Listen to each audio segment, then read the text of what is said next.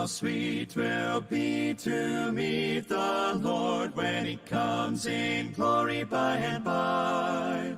What a song of praise will be outpoured when he comes in glory by and by.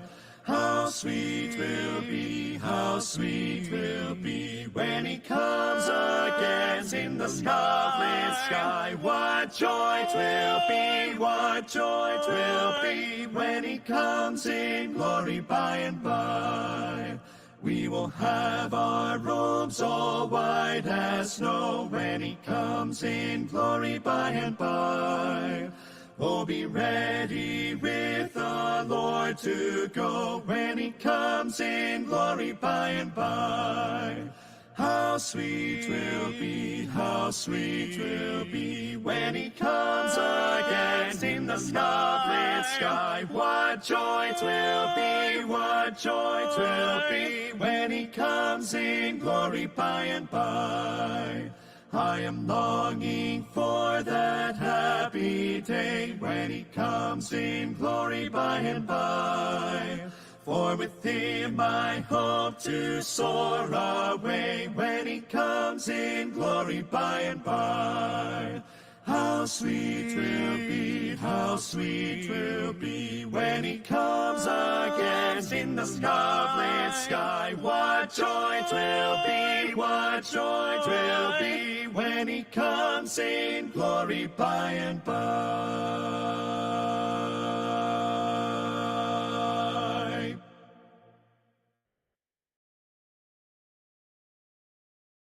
Rescue the perishing, care for the dying, snatch them in pity from sin and the grave. We bore the erring one, lift up the fallen, tell them of Jesus the mighty to save. Rescue the perishing, care for the dying, Jesus is merciful, Jesus will save. Though they are slighting him, still he is waiting, waiting the penitent child to receive. Plead with them earnestly, plead with them gently. He will forgive if they only believe.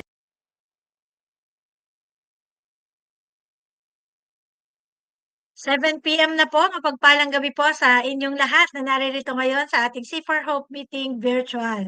Welcome po sa bawat isa. Available din po ang ating Hope Meeting via Facebook Live. Masaya po kami na muli namin kayong makita at makasama sa ating gawain. Ako po si Ate Cheryl, ang inyong lingkod ngayong gabi. Palagi pong kagalakan sa amin na tayo ay magkakasama. Isang oras na may awit, patotoo at mensahe ang hatid ng ating gawain. Salamat po sa ating mga kapatid na masipag mag-invite ng kanilang mga mahal sa buhay, bagong nakikilala at kasama sa trabaho. Purihin ang Panginoon, palagi po tayong may mga bisita. Kaya naman, kung kayo po ay bisita tonight, ini-encourage din po namin kayo na kung kayo ay mapapagpala sa inyong mapapakinggan, makiisa din po kayo sa pag-send ng ating link upang mas marami pa ang makapakinig ng mabuting balita na hatid ng ating Hope Meeting. Para naman muli niyo pong mabalikan at mapakinggan ang ating mga patotoo at mensahe ng mga nagdaang linggo, meron po tayong Facebook group. Pinopost po natin diyan ang mga nakalipas na gawain.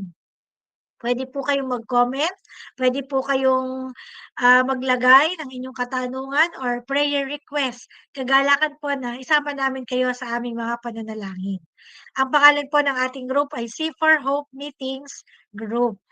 Ayan, at mamaya po sa mga kapatid po natin na willing sumama sa ating breakout sessions, lagi po tayo nagkakaroon niyan, makibahagi po tayo. At palagi po tayong nagpapasimula sa pagbasa ng kanyang mga salita. Sabi po sa aklat ng Hebreo, kabanatang 6, mga talatang 18 hanggang 19, hindi nagbabago at hindi man lang nagsisinungaling ang Diyos. Kaya tayong nakatagpo ng kanyang kalinga ay panatag ang loob na umaasa sa mga pangako niya. Ang pag-asang ito ang siyang matibay at matatag na angkla ng ating buhay. Purihin ang Panginoon sa kanyang mga salita. Ngayon po hinihilingan ko ang ating Missions Department Head, Kuya Lito Aguinaldo, para sa kanyang pagbati. Yan, mapagpalang gabi po sa bawat isa. So ilang araw na po ay matatapos na ang 2024. So nagpapasalamat po tayo sa Panginoon. Sinamahan tayo sa kabila ng maraming hirap, hamon na nararanasan natin. At salamat sa kanyang habag at biyaya niya. Welcome po sa ating virtual hope meeting. Pagbati po mula sa C4 Missions Department. Isang pagpapala at kalakasan po ang inyong presensya at pakikibahagi. Salamat din po sa ating mga tagapangunang elders, tech support, mga partner churches. Sa gabing ito, handa po natin ang ating mga sarili sa pakikinig, pag-aaral ng kanyang mga salita. Maraming salamat po. Maraming salamat, Kuya Lito. Ayan, isang hope meeting na lamang po ngayong taon. At sa susunod na taon, magkikita-kita po ulit tayo. Alam mo, ang tagal isang lang naman. Lilipat lang ng taon. Kaya salamat po sa ating mga kapatid na patuloy na nakikibahagi sa gawain ng hope meeting. Salamat Kuya Lito sa pagbati. Ngayon naman, bakit nga po ba tayo nagkakaroon ng hope meeting? Ang ibig sabihin po ng HOPE ay Household Opportunities Presentation and Experience. At ang Safer Hope Meeting po ay una, naglalayon na maibalita ang makapangyarihang pagkilos at mensahe ng Panginoon sa komunidad. Ikalawa, maibahagi ang galak na nadarama dahil lamang po sa biyaya ng ating Panginoon. At ikatlo, layunin po nito na mahamon ng bawat isa na tumugon sa Panginoon at makibahagi sa buhay na may pagpapahalaga sa Kanya at sa kanyang kalooban. Kahit sa bawat isa na naririto, wala po kaming ibang dalangin kundi ang mahamon kayo. Sa atin pong pagpapatuloy, umawit po tayo sa ating Panginoon. Kung alam niyo po, makisabay po tayo. Tunay na Diyos.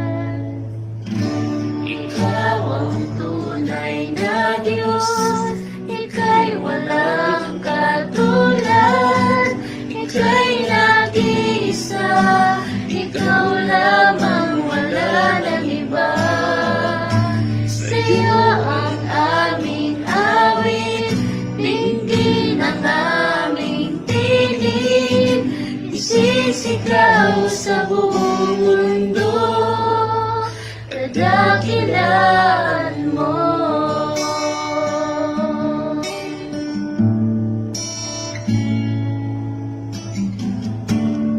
Pupurihin ka, O Diyos, ang aming alay ay pagsamba.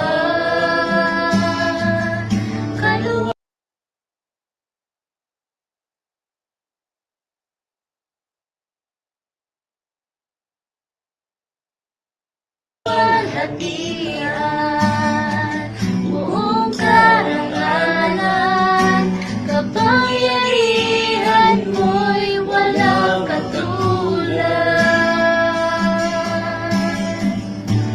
Ikaw ang tunay na Diyos, ika'y walang katulad, ika'y nag-iisa, ikaw lamang, wala nang iba. Sa'yo ang aming awit, dinggin ang aming tinig, isisigaw sa buong mundo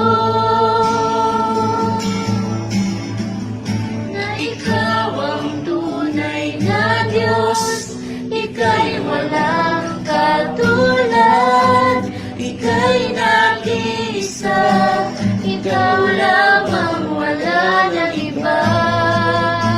Sa'yo ang aming awit, dinggin ang aming tinig, isisigaw sa buong mundo. Isisigaw sa buong mundo. Isisigaw sa buong mundo. Kadakilaan mo.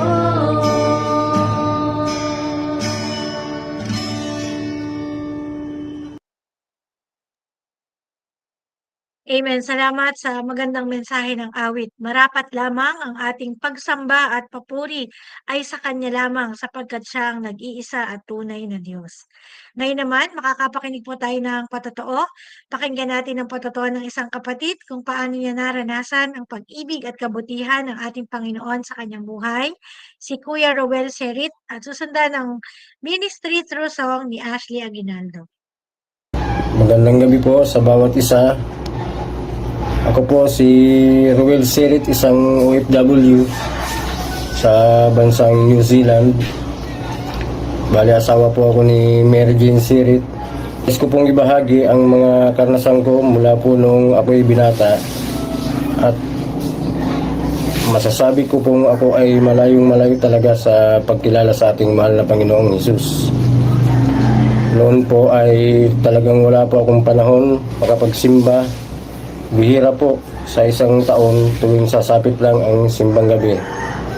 Tapos di pa ako nakikinig sa sermon ng pare, kaya sa buhay ko po talagang walang Diyos na nakikita, puro kamundahan po ang nasa isip ko noong panahong iyon. Pero puro sarap lang po sa buhay, wala pong nagbabawal sa akin noon. Palibasa po ako'y wala ng mga magulang, kaya malaya kong nagagawa ang anumang gustuin kong gawin sa buhay. Hanggang sa makilala ko sila, Inay Maring, mula po noon na ako ay napunta dito at makilala ko ang aking mga binan. Lalo na po si Nanay Maring, siya yung unang nag-udyok sa akin na umattend ng SBC doon po sa bahay nila. Doon po ako nagsimula unti-unti kong pangunawa tungkol sa salita ng Panginoon at makilala ang ating Panginoong Hesus. Doon ko din nakilala ang aking asawa na si Mary Jane. Kaya sobrang nagpapasalamat din po ako talaga sa kanila na naging instrumento upang makilala sa ating Panginoon. Kung paano ko siya nakilala, marami pong nabago sa buhay ko. Lalo po nung maging mag-asawa na kami ni Mary Jane, hindi po 100% kung ako'y binago, pero ramdam ko po ang pagkilos niya sa buhay ko. Andun po ang pagbigay niya ng mga trial sa akin. Siya lang po ang kinapitan ko po, ang ating Panginoong Hesus. Natatag niya po ako at nilagpasan ang mga trials na binigay niya po sa akin, at sa hanggang ngayon po nararamdaman ko po ang pagkilos niya sa buhay ko. Alam ko po na hindi pa natapos ang Panginoon sa aking buhay. Madami pang kailangang itama at baguhin na tanging Diyos lamang ang makakagawa. Alam kong andyan po siya at hindi niya po ako pinabayaan at pabayaan pa. Basta lumapit po sa Kanya. Kaya napakabuti po ng ating Panginoon hanggang Ngayon ay patuloy niya po kaming binabiyaan at iniingatan sa lahat ng oras. Sa Diyos po ang papuri at pasasalamat. Thank you po.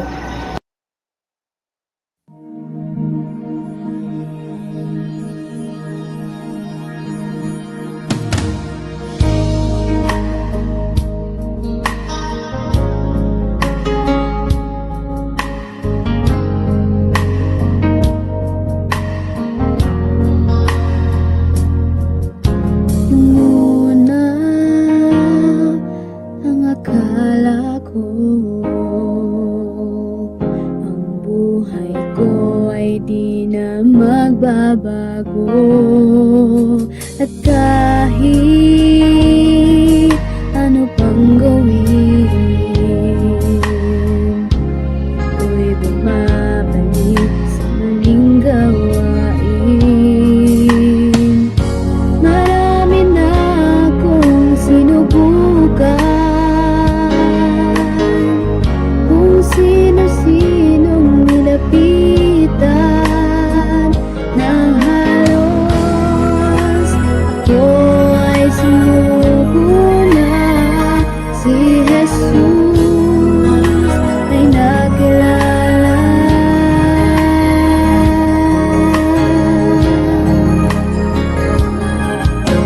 Ang aking buhay ay binago niya, magmula nang ako'y magpasya.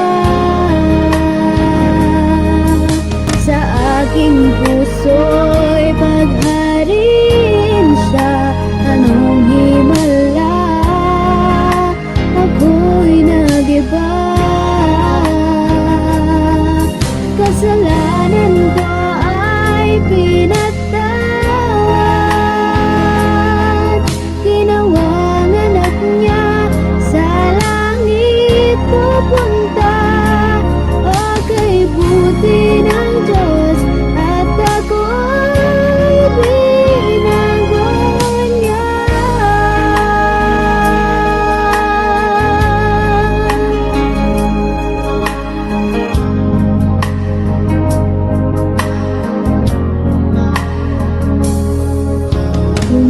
Lumipas sa mga taon, lalong naging tapat ang Panginoon sa aking mga pagkukulang. Siya ang nagtutuwid sa aking daan. Kung iisipin ko lamang, sa kahapon ko siyang kulang. Sa aking mga kailangan, higit siya sa sino pa man.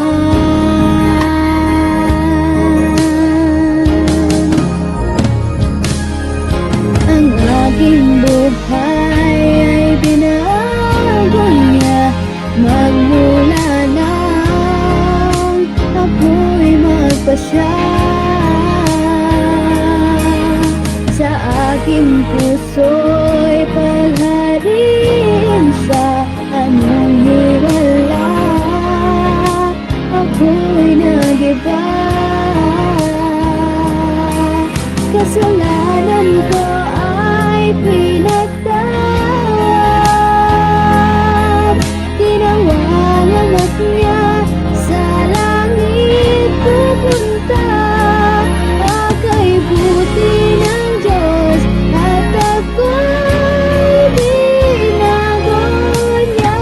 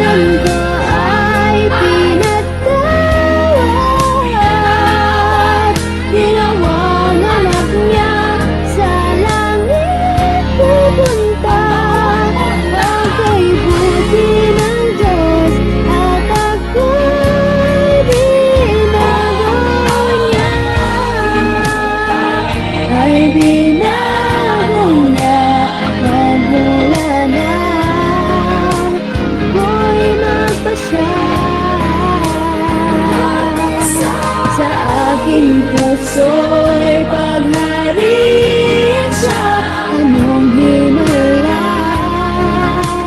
ko'y nag-iba. Kasalanan ko ay pinatawad, ginawang anak niya sa langit pupunta. Ako'y buti ng Diyos at ako'y binago niya.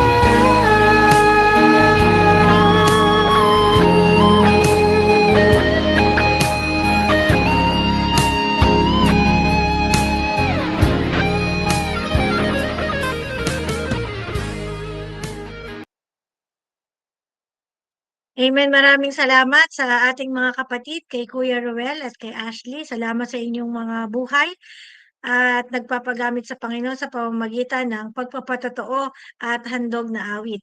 Ngayon naman, ihanda po natin ang ating puso at isip sa pakikinig ng mensahe. Ihahatid ng inyong lingkod, Kuya Raymar Pecayo. Magandang gabi po sa bawat isa. Welcome po sa ating C4 Home Meeting. Welcome din po sa ating mga bisita. Yan, gaya po na nabanggit kanina, ito na po yung huling Miyerkules ng ating Home Meeting.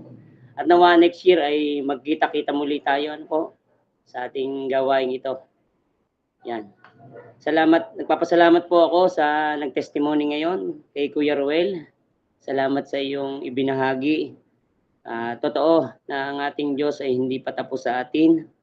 Ang Diyos ay patuloy nakikilos sa buhay ng bawat isa. Habang may buhay, ay may pag-asa. Kaya dalangin ko para sa iyo, bilang bayaw mo, ay narito kami ng pamilya mo, Ruel, na patuloy na magpapaalala at mananalangin para sa iyo at sa iyong pamilya. Salamat din, Ashley, sa iyong inawit. Ako'y binago niya.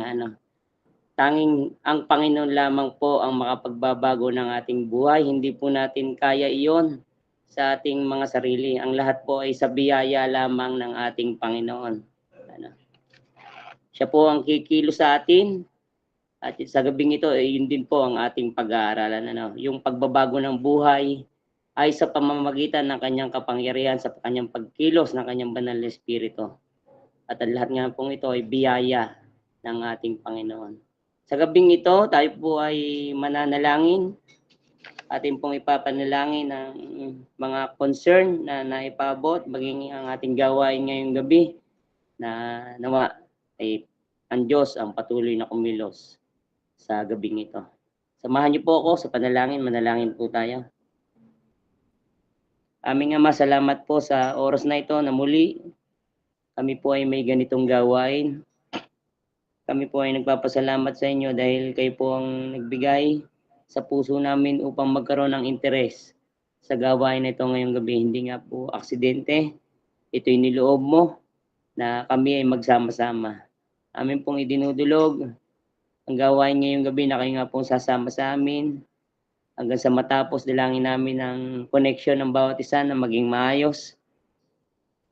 Dalangin ko rin po na kayo nga po manguna sa akin sa gabing ito sa pangunguna sa pag-aaral ng inyong mga salita. Nawa po, Panginoon, ay kayo po ang patuloy na kumilos sa puso't isip ng bawat isa na hindi lang po mahamon kundi patuloy na mabago ang aming mga buhay sa pamamagitan ng inyong mga salita. Amin pong nilalapit din sa gabing ito ang Bautista family.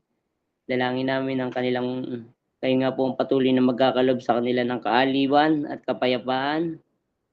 At nawa po sa mga pangyayaring ito, nawa po ay patuloy na kilalan pa nila kayo bilang Diyos at tunay na sila po ay magtalaga ng kanilang sarili sa inyo, Panginoon. Amin pong dinadalangin din ang mga kapatid namin ngayon na yung ibang kapatid namin na nangungulila pa rin sa kanilang mga mahal sa buhay.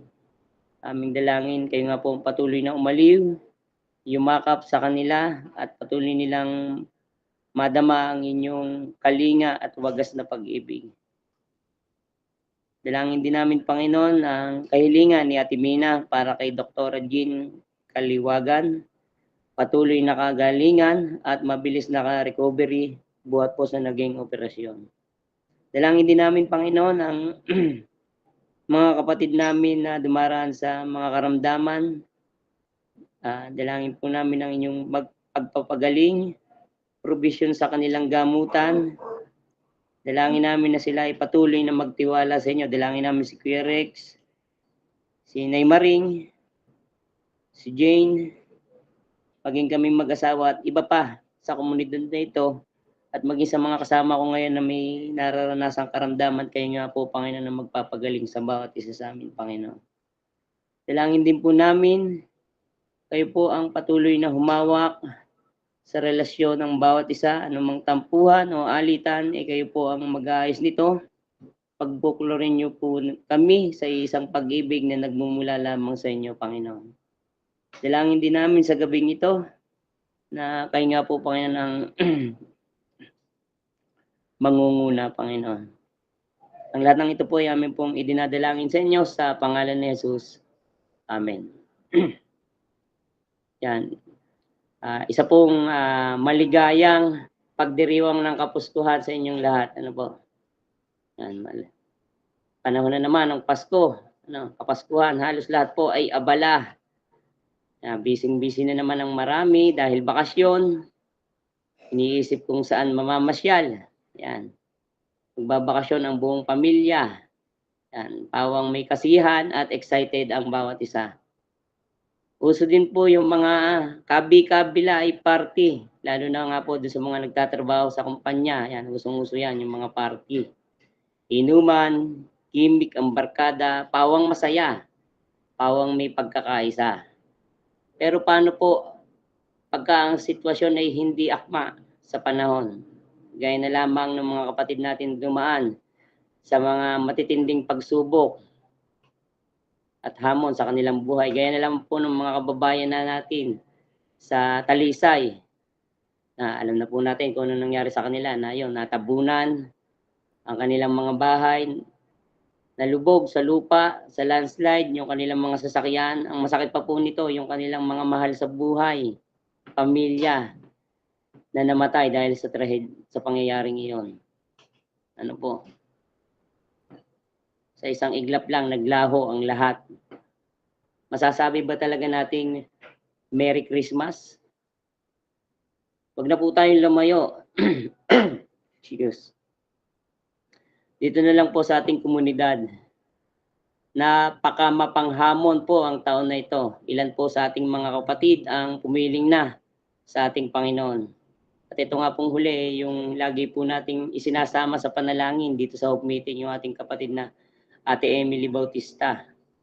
Hindi po madali ang mawalan ng mahal sa buhay, lalo na ngayong Pasko, na hindi na natin sila makakapiling.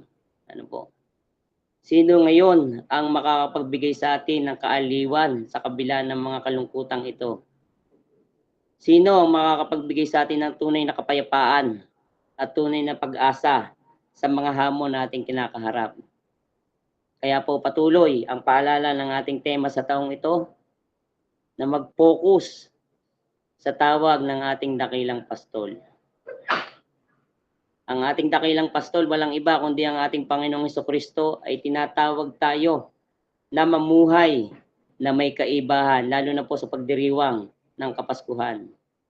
Ang mundo na ating ginagalawan ay may anyo ng pagdiriwang ng Kapaskuhan sa pamamagitan ng pawang kaligayahan. May parang kapayapaan, pagbibigayan, kasaganaan, at iba pa.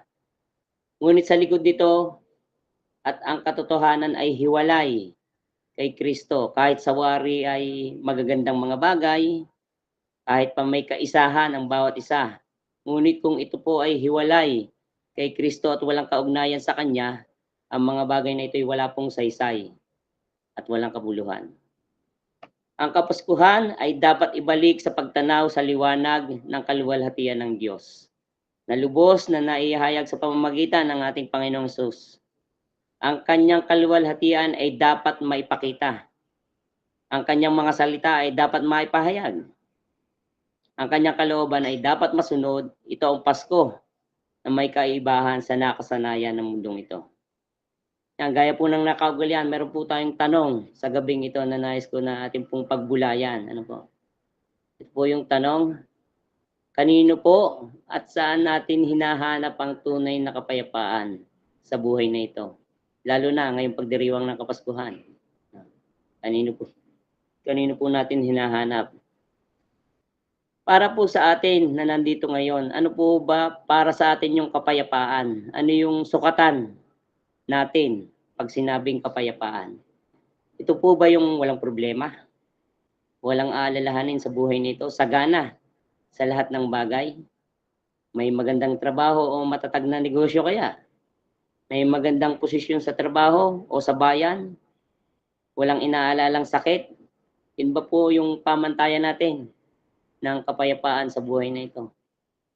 Pues kung ito po yung ating pamantayan ng kapayapaan, mabibigo ka lamang. Lahat ng ito po ay pansamantala, may kahinaan o limitasyon at hindi po makakapanatili. Marahil po sa mundo nating ginagalawan, ito yung kanilang pamantayan at sukatan ng kapayapaan.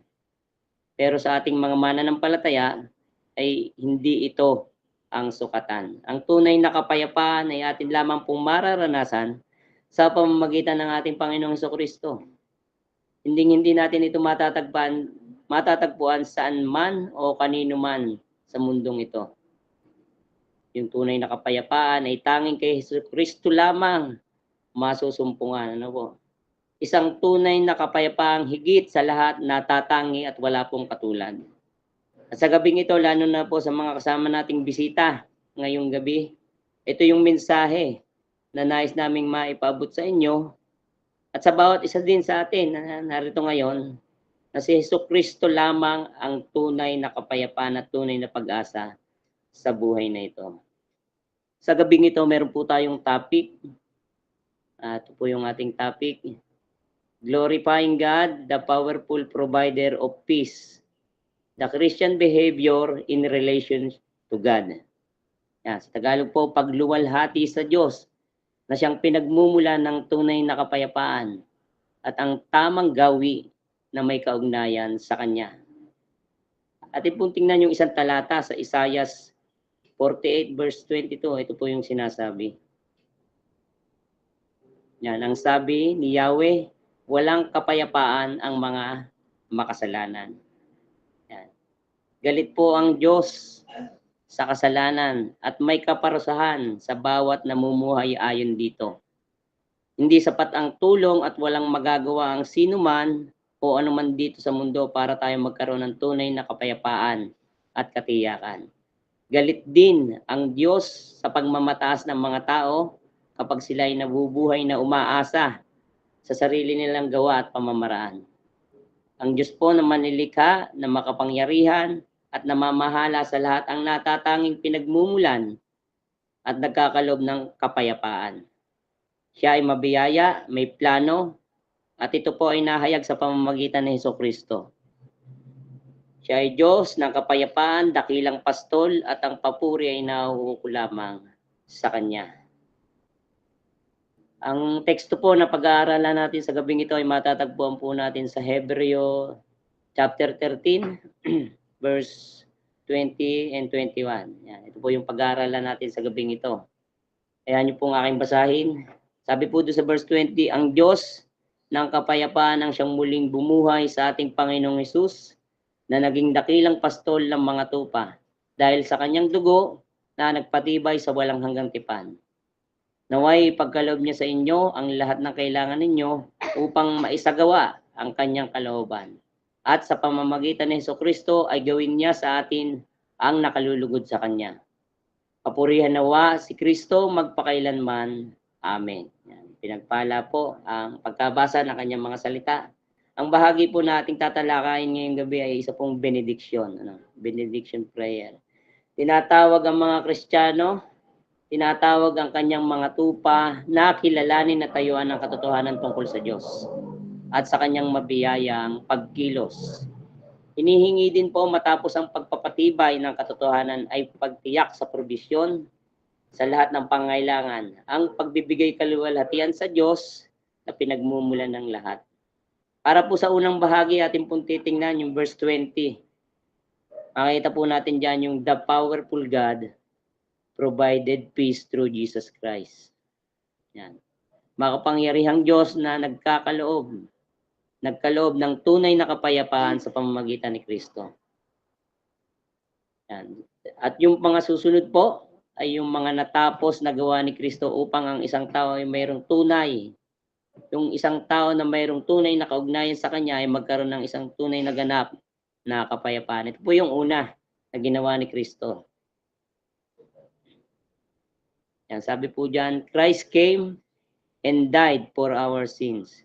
Si Kristo po ay naparito, nagkatawang tao, hindi lang po para mangaral, hindi lang po para magpagaling ng mga karamdaman o maghimala. Ano po? Kundi siya po ay nagkatawang tao para po sa isang natatanging layunin. Namatay siya para sa ating mga kasalanan upang tubusin ang kanyang mga hinirang. Upang tubusin ang iyo at aking kasalanan. Ngayon, pinagdiriwang po natin yung Kapaskuhan. Inaalala ng marami ay yung sanggol na isinilang doon sa sabsaban. Ano po? Hindi po masama. Ngunit hindi po natatapos doon ang istorya.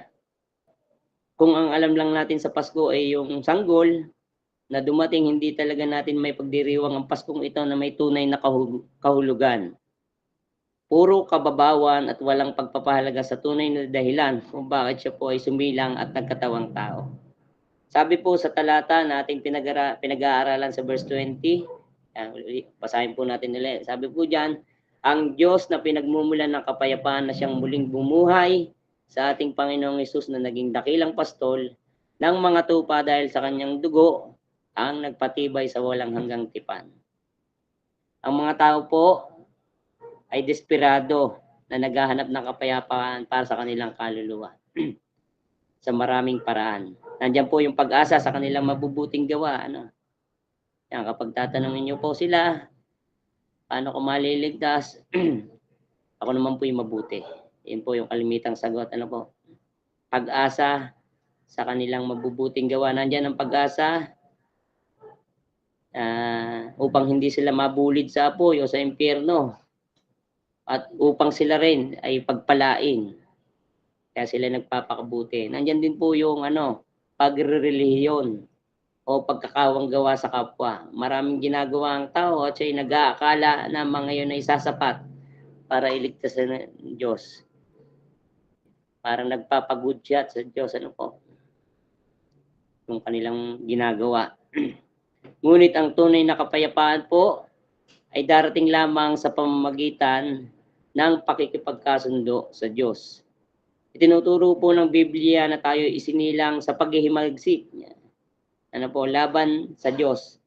Sa sinapupunan pa lang po ng ating ina, nung tayo pinagbubuntis pa lang, ay nandun ang sumpa. Tayo po ay hiwalay sa banal na Diyos dahil sa kasalanan. Tayo po yung makasalanan na, nasa tiyan pa lang tayo ng nanay natin, Isipin ng iba, wala yung muwang. Hindi po.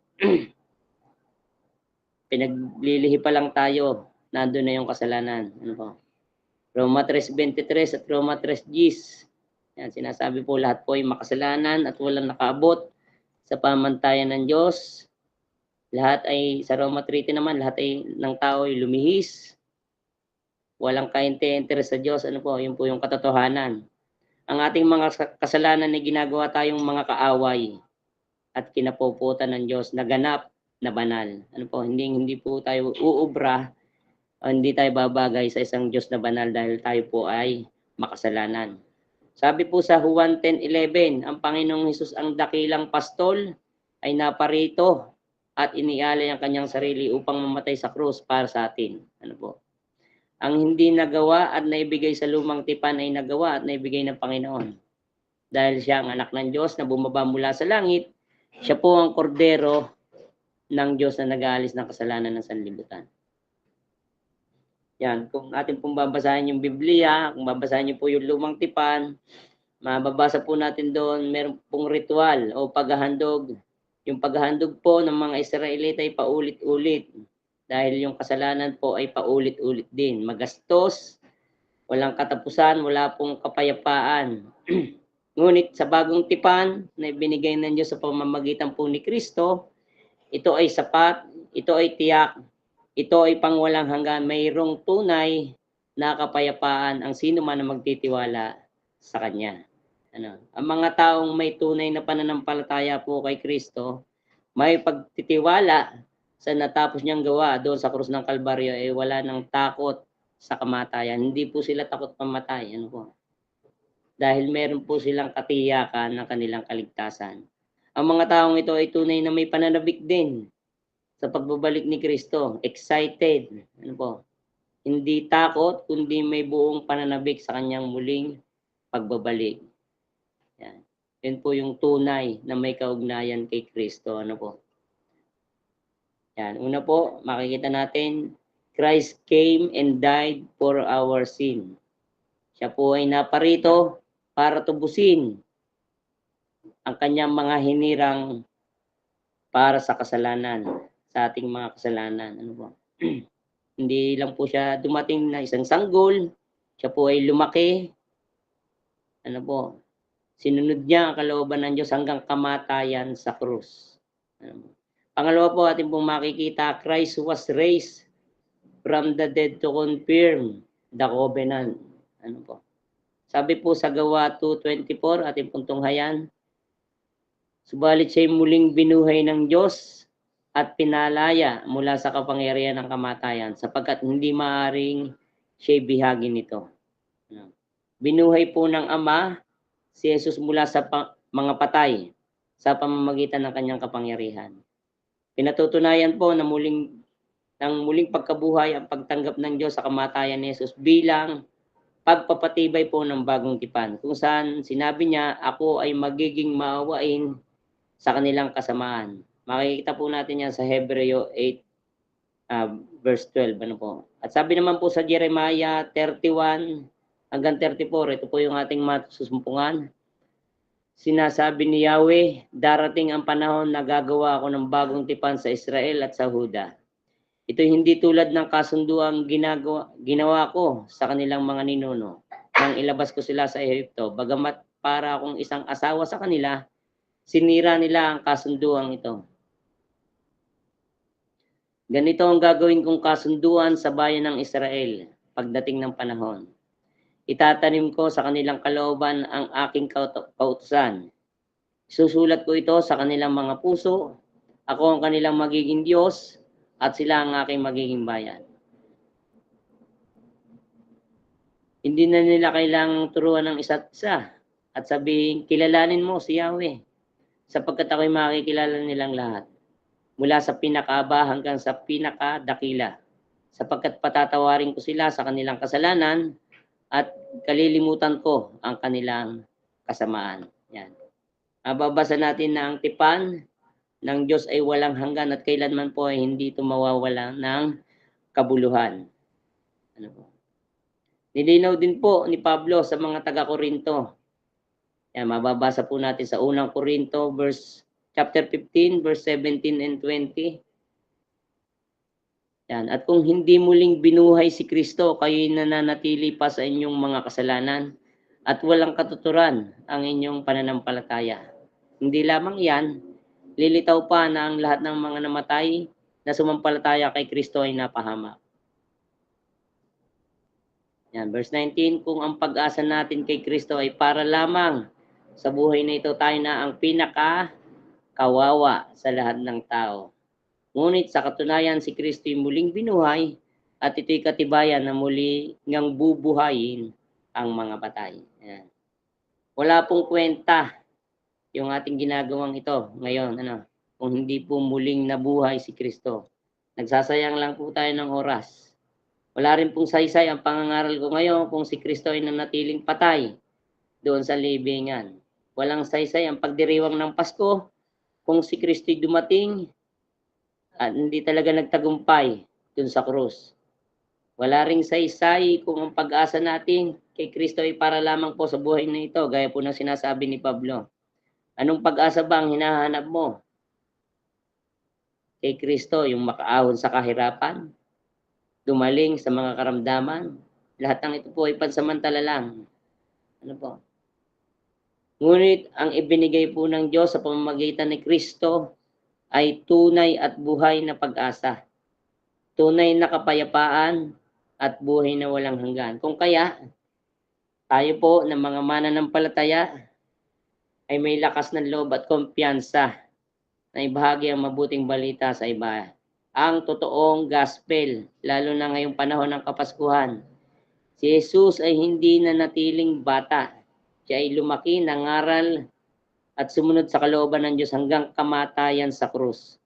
Ngunit hindi siya nanatiling patay. Pagkalipas po ng 3 araw, siya ay muling nabuhay bilang katuparan ng tipan ng Diyos sa kanyang mga hinirang, sa kanilang ganap na kaligtasan. Ang tipan po ng Diyos ay matibay at mapanghahawakan at talagang ganap, di tulad ng sa tao.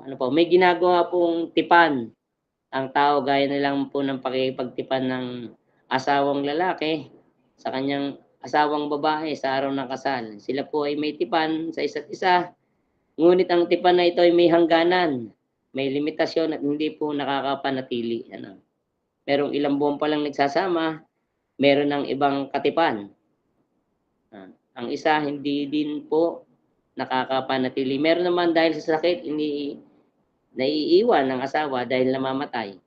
Kaya walang tibay kapag tipan ng tao ang aasahan. Ngunit kapag Diyos ang nakipagtipan po sa atin, ito'y sigurado, matatag, maaasahan at pangwalang hanggan.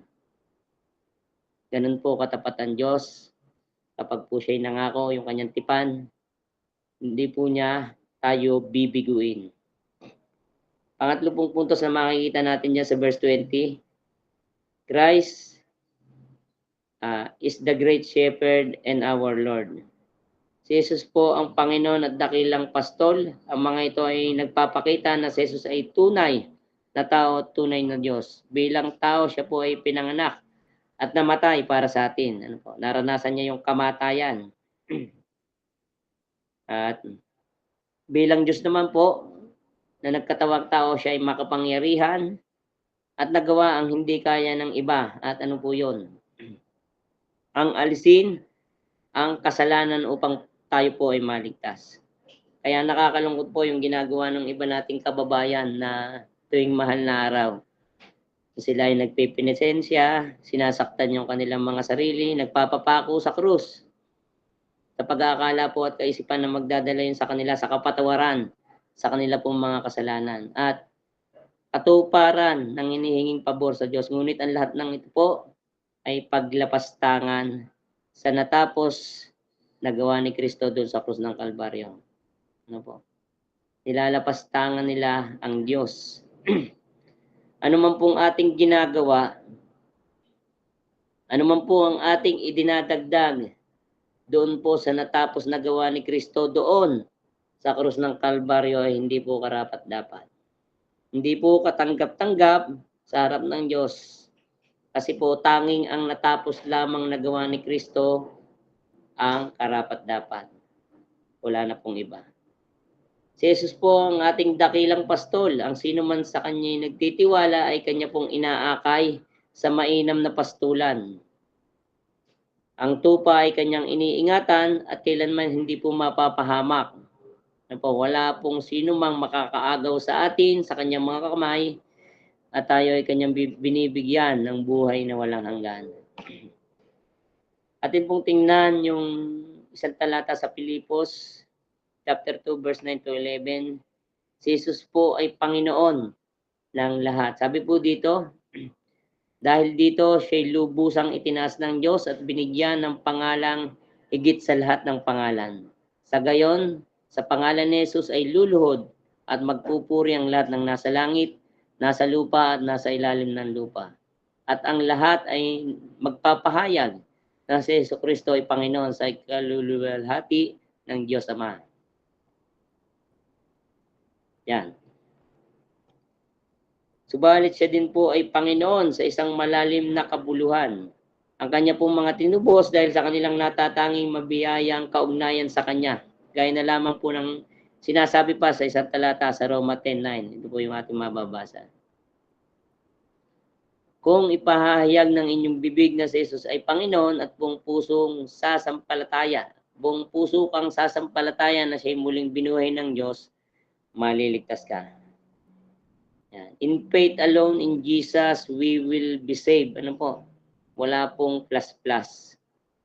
For that, we have a genuine peace in Him. Magkakaroon talaga tayo ng tunay na kapayapaan dahil kay Kristo. Hindi dahil sa anumang ating ginagawa o dagdag.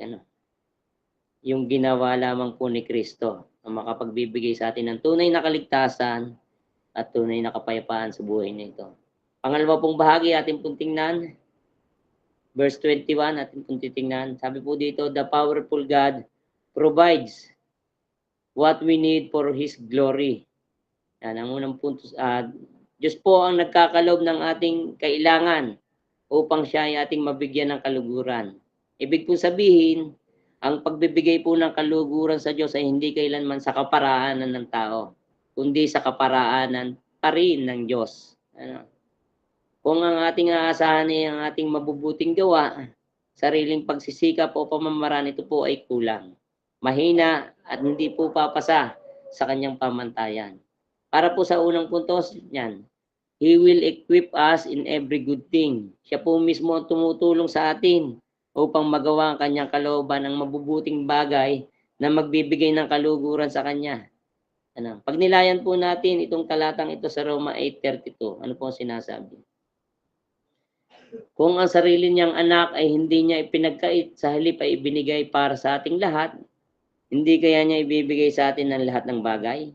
Yan. Kung ginawa po ng Diyos ang pinakadakilang provision para sa atin nung tayo po ay makasalanan pa, hindi ba niya ibibigay ngayon ang lahat ng ating kailangan upang mabuhay para sa Kanya at paglikuran siya para sa Kanyang kalwalatian? Kung nagawa niyang ibigay ang Kanyang bugtong na anak, na higit sa lahat, mas higit na kaya niyang ibigay po ang lahat ng ating kailangan para siya ay mabigyan natin ng kaluguran. Ano po? Ang gawin ng kalooban ng Diyos ay maging katulad ni Jesus dahil naparito siya upang gawin ang kalooban ng Ama. Yan po yung mababasa natin sa Hebreo 10:7. Ito ay isang panghabang buhay na proseso na hindi nakukumpleto sa buhay na ito.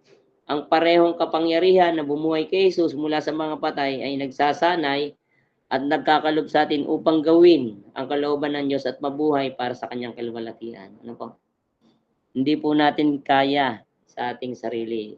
Pero mabuti ang Diyos at dahil sa kanyang biyaya, siya po yung kumikilo sa atin sa pamamagitan ng banal na Espiritu para tayo magbigay ng kaluguran sa kanya. Pangalawang punto sa ating makikita dito, through Christ, He will work in us what is pleasing in His sight.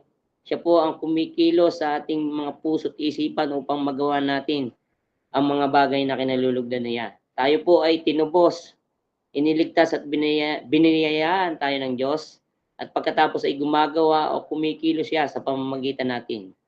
Ano man pong kabutihan, yan, gaya po na sinasabi ko kanina, na ating ginagawa, ito'y buhat sa Diyos, hindi sa ating sarili lamang, upang ang tao ay walang may pagmalaki sa harap ng Diyos. At ito po ay totoo, dahil tayo po ay likas na masama, sinumpa, ngunit ngayon nabiyayaan lamang. Kung kaya po tayo po ay nakakatugon ng tama, nakakasunod sa kanyang kalooban, nakakagawa ng mabuti dahil sa banal na Espiritu na nasa atin. Tayo po ay nagiging asin at ilaw ng sanlibutan noong nakipag-isa tayo kay Kristo. Hindi rin tayo makakapamunga kung hiwalay tayo sa puno, sabi sa John 15. Tayo ay nagiging matuwid at tanggap-tanggap sa kanyang harapan dahil din po sa kanya. Pag tumitingin po ang Diyos sa atin, hindi ako nakikita kundi si Kristo. Ano po? Atin po tingnan yung isang talata mula sa Pilipos chapter 2, verse 12 to 13. Kaya nga mga minamahal, tulad ng inyong buong pusong pagsunod nung ako'y kasama pa ninyo, lalo kayong maging masunurin ngayong ako'y malayo na sa inyo. Pagsumikapan ninyong maging ganap ang inyong kaligtasan ng may lubusang paggalang at pag-ibig sa Diyos. Sapagkat ang Diyos ang kumikilo sa inyo upang inyong naisin at isagawa ang kanyang kalooban. Yan po yung makikita natin dyan. Sa pamamagitan ng pagliligtas, sa atin pinagpala niya tayo ng bawat espiritual na pagpapala kay Kristo. Ito naman po yung makikita natin sa Efeso 1:3. pagpapalang espiritual higit sa ano pa mang bagay dito sa mundo, hindi po material, kundi tayo po ay pinagpala spiritually. Siya po ay gumagawa sa atin na nag-uudyok at nagbibigay ng kapangyarihan sa atin na gawin ang kanyang kalooban. Gayunpaman, dapat tayong kumilos at mabuhay na may pakikipagtulungan sa Kanya. Nabasa po natin yan sa Efeso 2, 9 and 20. Para naman po sa huling punto sa bahaging ito, yan, God gets all the glory. Sa Diyos lamang lahat ng kaluwalhatian. Wala po tayong bahagi. Ano po?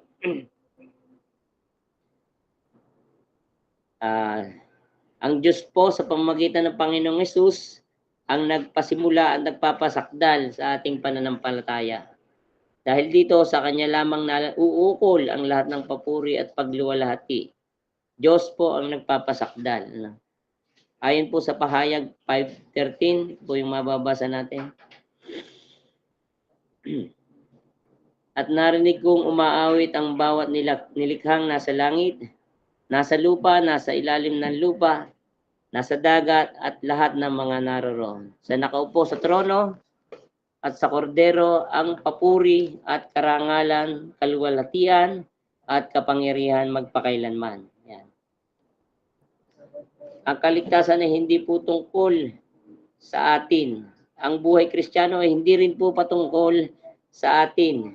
Lahat ng ito ay patungkol sa kaluwalhatian ng Diyos at sa kaluwalhatian ni Jesus, ang kordero ng Diyos na ibinigay ang kanyang sarili para po sa ating mga kasalanan.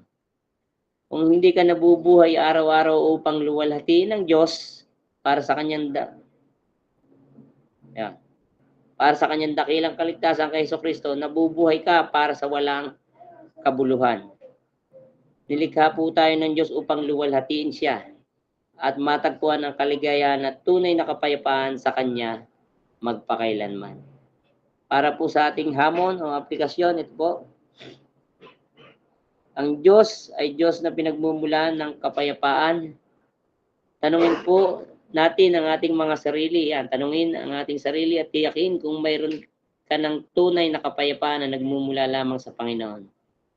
Iwaksi ang huwad na kapayapaan na nagmumula o inaalay sa mundo. Yun po pangalawa, ating tingnan. Palaging balikan, pagbulay-bulayan at ibahagi sa iba ang ginawa ng Diyos na pagbibigay sa atin ng kapayapaan sa pamamagitan ng Panginoong Jesucristo. Ang mas malalim na kaunawaan ay magdudulot ng mas malalim na pagpapahalaga at mas masigasig na paglilingkod sa Kanya. Panghuli po, magkaroon ng tamang tugon sa pagliligtas at pagpapala mula sa Panginoon. Ang kaalaman at kasanayan ay gamitin upang tuparin ang kanyang kalooban at luwalhatiin siya sa bawat sandali. Ngayon pong panahon ng Kapaskuhan naman po ay maging maliwanag patuloy sa atin ang mensahe ng kung bakit tayo nagse-celebrate ng Pasko.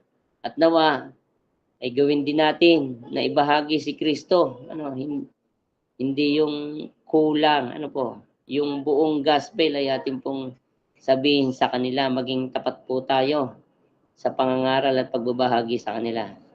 At yung pagtugon nila ay hindi po manggagaling yun sa atin, yung po ay pagkilos at biyaya ng Panginoon. Patuloy po tayo magpanalanginan, patuloy po tayo magtulungan sa pagpapaalala. Maraming salamat po sa inyong pakikinig. Palain po tayo ng Diyos sa gabing ito.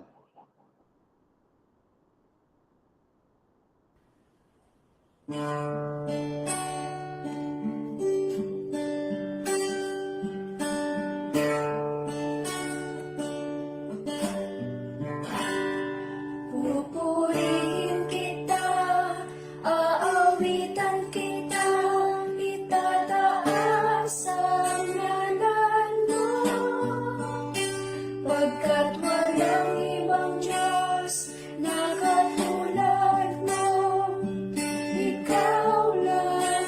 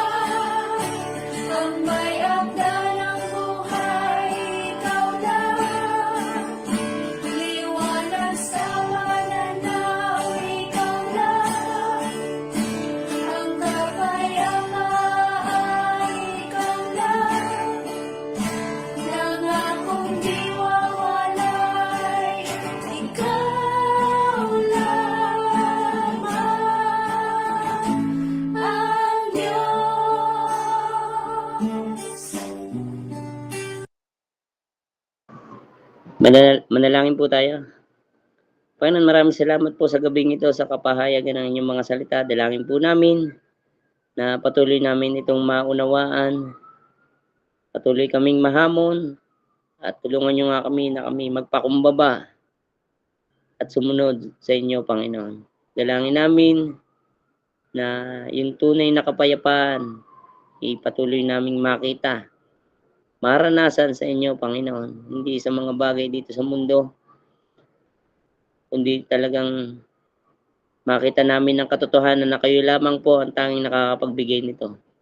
Dalangin din namin sa pagdiriwang na ito ng Kapaskuhan, hindi namin pairalin ng kababawan o anumang bagay na hiwalay sa inyo, Panginoon, kundi pakanaisin namin na ang pagdiriwang o selebrasyon ng Kapaskuhan ito ay magbigay ng kaluwalhatian tanging sa inyo, Panginoon. Tulungan niyo nga kami, lalo na po sa mga kaibigan namin, kamag-anak na wala pa sa inyo, wala pa kay Kristo. Tulungan niyo nga kami na ito'y aming maipahayag sa kanila. Tulungan niyo nga kami, magkaroon kami ng desire sa aming puso na ito'y ipahayag, sabihin sa kanila ang katotohanan, Panginoon. Samahan niyo nga kami, Panginoon, at patuloy na pagpalain. Ito po ang aming dalangin sa pangalan ni Jesus. Amen. Maraming salamat, Kuya Raymar, sa kapahayagan ng kanyang mga salita. Tunay nga po na masumpungan nawa na tayo ay may katapatan na hindi lamang tagapakinig, kundi ang kanyang salita ay masumpungan na naibabahagi din natin sa iba. Ngayon po ay ang ating mga pasasalamat kung kayo po ay napagpala sa ating gawain ngayong gabi. Malaya po kayo mag-unmute, mag-raise hand o kaya naman ay mag-chat sa ating chat box. Salamat po sa ating mga kapatid na nasa Google Meet, maging sa mga kapatid na nanonood sa ating Facebook Live. At salamat sa ating mga kapatid na nagkaroon ng bahagi at nagpagal sa gawain ito. Kila Kuya Lito, salamat kay Kuya Raymar, sa ating pastor, Brother Rex, kay Kuya Ruel, kay Ashley, at sa ating C4M3. Ayan, kung wala na po, tayo po ay mag-open cam para po sa ating picture taking. At pinapaalala po namin, maaari po tayong mag-join sa ating breakout sessions after po ng ating picture taking. Okay po, bibilang ko ng 3. 1, 2, 3. Isa pa po. 1, 2, 3. Thank you po sa bawat isa. See you po sa ating Thank you breakout po. sessions. Salamat.